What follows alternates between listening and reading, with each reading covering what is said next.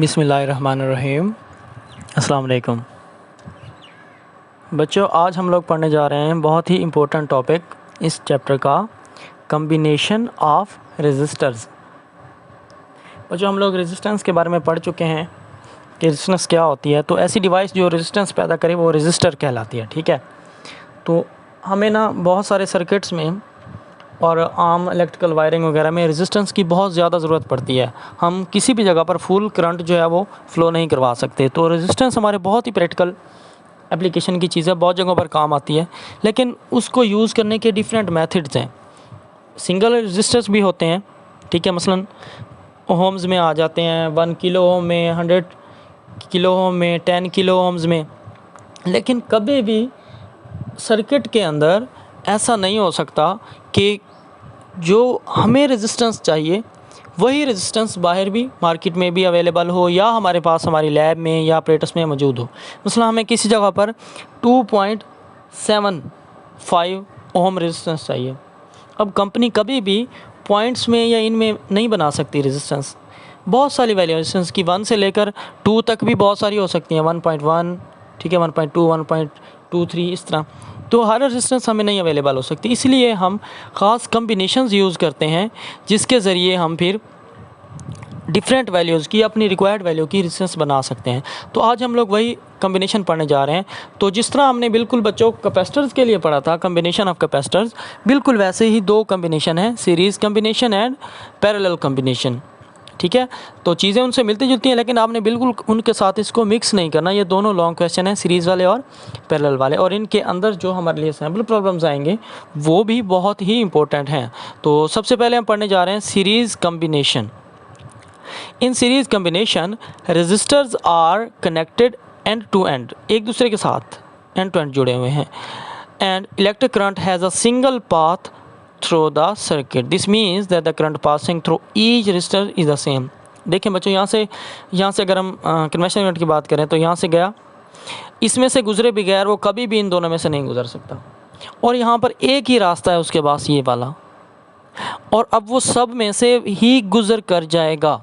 तो मतलब कि सब में से सेम नंबर ऑफ इलेक्ट्रॉन जाता है ना, ऐसे है ना। आपने बिल्कुल यहाँ पर कंफ्यूज नहीं होना कि हर रेजिस्टेंस में से डिफरेंट जाएगा, नहीं।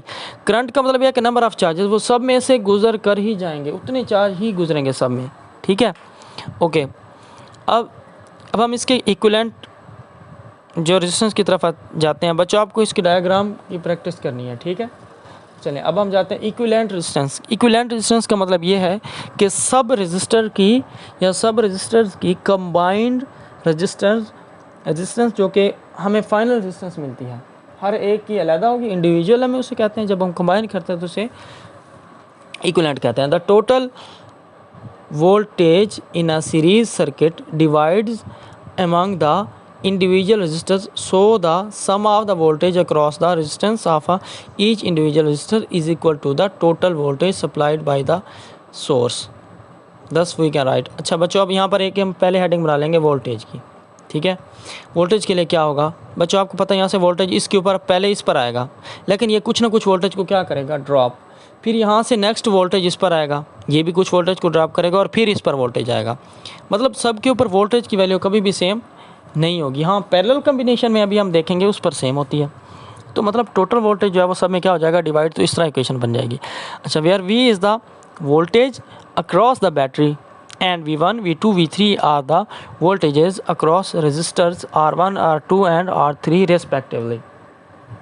तो इसी तरह हम देख लेंगे कि R1,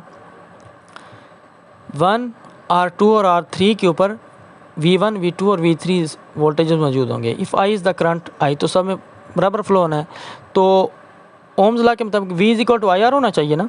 तो I1 R1, I2 R2, I3 R3, लेकिन I तो सेम है तो हम I ही यूज़ करेंगे, IR1, IR2, IR3। बच्चों, करंट सेम है तो हम करंट को कॉमन ले लेंगे, बाकी रह जाएगा R1 plus R2 plus R3। अच्छा, अब इसको हम थोड़ा सा अगर रिप्लेस कर दें तो ये हो जाएगा इस तरह। We can replace the combination of capacitors with a single resistor called the equivalent resistance such that same current passes through the circuit. तो V is equal to IRE, ये जो छोटा सा ई नज़र आ रहा है ये इक्विवेलेंट के लिए है। तो अब हम उसकी जगह पर V की जगह पर हम लिख लेते हैं IR, ये हो जाएगा। अब आई तो दोनों तरफ से कैंसिल, तो R is equal to R1 plus R2 plus R3। यहाँ पर डू यू नो एक इंपॉर्टेंट इन्फॉर्मेशन दी है, इसको भी पढ़ते हैं। We use heating effect of an electric current for different purposes. For example when a current flows through the filament of a bulb it glows white hot and gives off light. Electric heaters have a very thin wires glow red hot when we flow current. बच्चों असल में हमको पता है कि resistance के दौरान चीज़ें हीटअप होती हैं और उनकी हीट को हम इलेक्ट्रिक आयरन और हीटर वगैरह इस तरह के और भी बहुत से डिवाइस हैं जिनमें यूज़ करते हैं। बच्चों ये पे क्विक क्विज है, which metal is used in the filament of electric bulb. Tungsten है बच्चों। इसकी रीज़न ये है कि टिंगस्टन का जो मेल्टिंग पॉइंट है वो बहुत हाई है, जितनी देर मर्जी उसको आप हीट करते रहें वो मेल्ट नहीं होगा। और अगर सिल्वर हो तो वो मेल्ट होकर जो उसका फिलामेंट है वो टूट जाएगा। उसके बाद बच्चों यहाँ पर हमने इक्विवेलेंट रेजिस्टेंस का फार्मूला बना लिया। Thus the equivalent resistance of a series combination is equal to the sum of the individual resistance of the combination. तो मतलब जितना जो है वो सम है सारा मिलकर इक्विवेलेंट रेजिस्टेंस देगा। अगर हम हाँ तो हमने ना 3 रेजिस्टेंस के बारे में पढ़ा है, अगर n रेजिस्टेंसेज हों तो ये फार्मूला बन जाएगा। ठीक है, तो एक सैम्पल प्रॉब्लम बच्चों आ गया है। 2 डिफरेंट रेजिस्टेंस दिए गए हैं, वोल्टेज दिया गया है, इक्विवेलेंट रेजिस्टेंस फाइंड करनी है, दोनों को सम कर देंगे। ठीक है, और करंट फाइंड करना है तो V और R इक्विवेलेंट कर देंगे, उससे हमें सम मिल जाएगा। A bird can sit harmlessly on high tension wire but it must not reach and grab neighbouring wire. Do you know why? बच्चों ये बहुत ही सिंपल है। एक बार पर बैठे रहने से कभी करंट नहीं लगेगा, क्योंकि करंट हम पाथ कंप्लीट ही नहीं करेगा। अगर यहाँ पर और वायर होती तो इसमें से हाई से लो की तरफ करंट जाता, फिर इसको करंट लगता। अब इसको नहीं लगेगा क्योंकि ये एक ही वायर पर बैठा हुआ है। ठीक है, और इसका साइज़ बहुत कम है तो इसके ऊपर कोई जो है वो कैपेसिटर इफेक्ट नहीं हो सकता और ये कभी इसको करंट नहीं लगेगा। हाँ, आप सोच रहे होंगे कि इसकी एक लेग में से होकर इसके अंदर से गुजर कर दूसरी लेग में क्यों नहीं आता। तो बच्चों इसकी लेग्स जो इतनी ड्राई होती हैं कि उनमें ब्लड इतना कम होता है कि वो ये बर्ड खुद एक रेजिस्टेंस के तौर पर एक्ट कर रहा होता है। अब नीचे जो वायर उसकी रेजिस्टेंस इस बर्ड के मुकाबले में कम है, तो करंट बर्ड में आने के बजाय उस वायर में जाएगा। ठीक है, तो अब हम इसका दूसरा कॉम्बिनेशन पढ़ते हैं, parallel combination. In parallel combination one end of the each resistor is connected to the positive terminal of the battery while other end of the resistor is connected to the negative terminal of the battery। ठीक है, therefore the voltage is same across each resistor which is equal to the voltage of the battery। तो voltage तो ये सब पर same हो गया, जिस तरह पैरेलल में सब पर सेम होता है, यही वोल्टेज इसको भी मिल रहा है, इसको भी मिल रहा है और इसको भी मिल रहा है। इक्विवेलेंट रेजिस्टेंस के लिए अब हम फार्मूला बनाने जा रहे हैं। In parallel circuit the total current is equal to the sum of the current in various resistances I is equal to I1, I2 और I3। Since the voltage across each resistance is V, तो I1 is equal to V over R1, I2 is equal to V over R2, I3 is equal to V over R3। बच्चों देखें current different होगा। अब हर resistance की अपनी property है कि वो अपने अंदर से कितना करंट फ्लो होने देते हैं। तो अब यहाँ पर इनका करंट क्या हो जाएगा, डिफरेंट।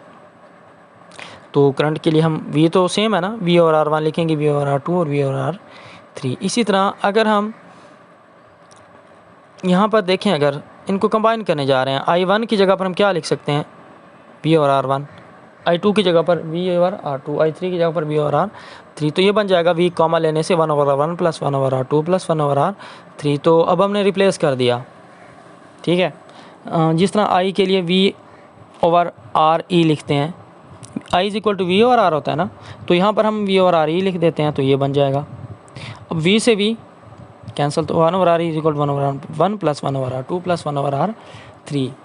तो ये एक पैरेलल कॉम्बिनेशन दिखाया भी गया है। अच्छा बच्चों, वहाँ पर हमने देखा था कि रेजिस्टेंस सम हो रही थी, यहाँ पर सम नहीं होंगी, कंबाइन करेंगे तो रेजिस्टेंस उल्टा कम हुआ करेगी।